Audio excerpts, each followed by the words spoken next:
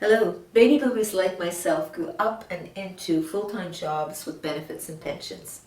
By contrast, today's reality is increasingly one of part-time contractual work, forced self-employment, and low wages.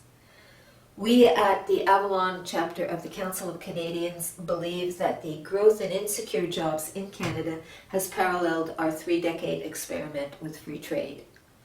We believe that there needs to be a reordering of government priorities away from free trade, and in particular away from our government's seeming addiction to signing trade agreements that are not in the public interest. Let's start by looking at some of those trade agreements. The granddaddy of trade agreements in terms of job destruction was the 1994 NAFTA agreement. It led to the loss of hundreds of thousands of manufacturing jobs in the US and Canada, and as many as 2 million farming jobs in Mexico. A similar assault on Canada's manufacturing jobs via trade agreements has continued throughout the 21st century. 6 years after signing the CKFTA in 2014, in dollar value, 89% of our top 10 exports to South Korea are raw materials. Raw materials that Koreans would probably want without a trade agreement. Meanwhile, South Korea's exports to us compete directly with our manufacturing industries. Then there's CETA. Since signing the agreement with the European Union in 2017, our trade deficit in goods has grown by 40%, from 20 billion to 28 billion. And it will grow substantially more when our principal trading partner, Great Britain, leaves the EU. As with the South Korea agreement, our exports to Europe are largely resource-based, while Europe's exports to us directly compete with Canadian industries. Remember the Trans-Pacific Partnership? A United Nations UNCTAD report predicted the agreement would lead to a 26% drop in Canada's value-added exports.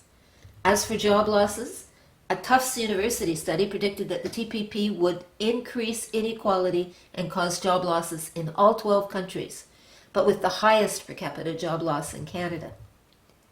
The US eventually backed out of the agreement, but not Canada. In late 2018, we eagerly signed on to the amended TPP, the Comprehensive and Progressive Agreement for Trans-Pacific Partnership. The failure of all these trade agreements to deliver jobs is not exceptional. Between the turn of the century and 2015, Canada's exports to non-trade agreement partners grew 6 times as fast as to those with whom we did have an agreement. And imports with trade agreement partners grew twice as fast as our exports to these countries. Canada has signed 11 trade agreements since 2005. Not one of them has had a positive effect on employment, yet we are currently negotiating 12 others. So why are we signing these agreements given that less than 1% of Canadian businesses are actually involved in the export trade, and the bulk of those exports go to the United States? We're signing them because the big transnational corporations want them. Globalization has gifted transnational corporations with enormous power, wealth, and influence. Did you know that of the world's 200 largest entities by revenue, only 43 are countries? 157 are now corporations. These massive corporations now control, through their combined global supply chains, 80% of world trade. And that, according to a recent United Nations UNCTAD report, has led to 4 decades of wage repression and precarious contracts worldwide. It's not just workers in developed countries like Canada that have been hurt by free trade.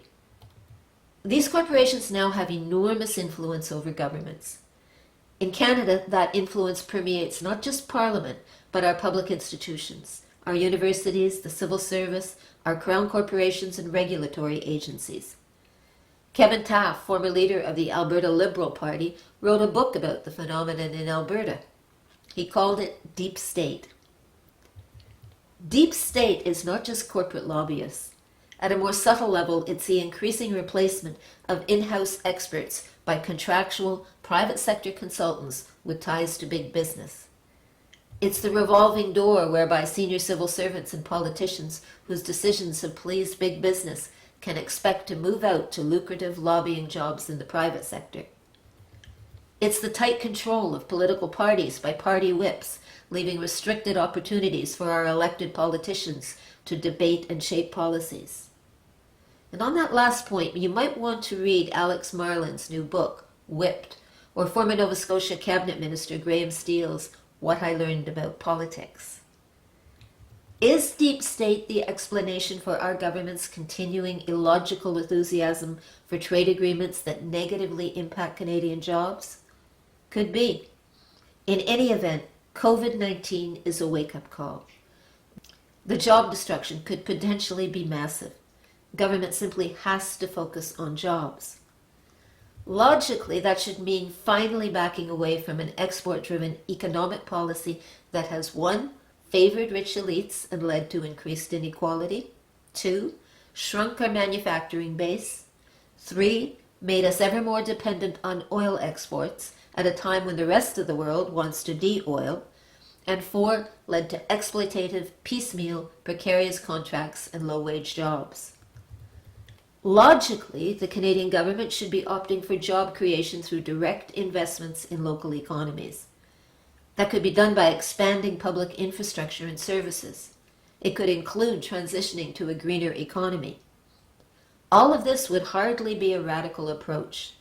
That kind of government intervention is exactly what the Liberal government of Mackenzie King did in the Depression-era 1930s, and it worked brilliantly for decades at producing good, stable jobs. However, government's investment in infrastructure should not be done through subsidizing public-private partnerships between government and big business. Why? As 6 Canadian Auditors General have pointed out, public-private partnerships almost always cost taxpayers more money, rob communities of control over vital services, and squeeze out local businesses in favor of big, often international consortiums.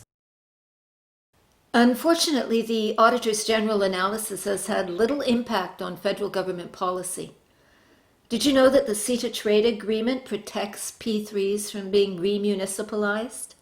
Did you know that the Canada Infrastructure Bank, created by the Trudeau government in 2017, has as its exclusive mandate the promotion of P3s? Now there's a deep state crown corporation in our opinion. So far this year, government has committed $10 billion to the bank.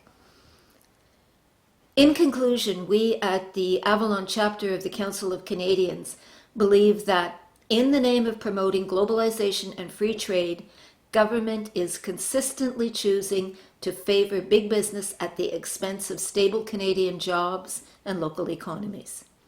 And that's wrong. How about you? What do you think?